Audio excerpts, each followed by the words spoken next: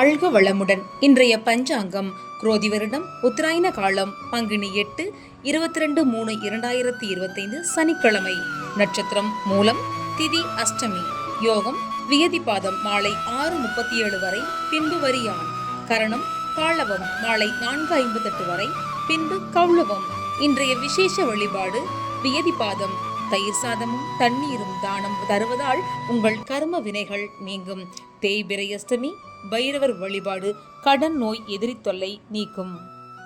ஜோதிட பயிற்சி வகுப்புகள் நடைபெறுகிறது. ஜாதகம் பார்க்க எழுத தொடர்புக்கு 9791408773. இதுபோன்ற சிறப்பு பதிவுகளை தொடர்ந்து பெற நமது யூடியூப் சேனலை சப்ஸ்கிரைப் செய்யுங்கள்.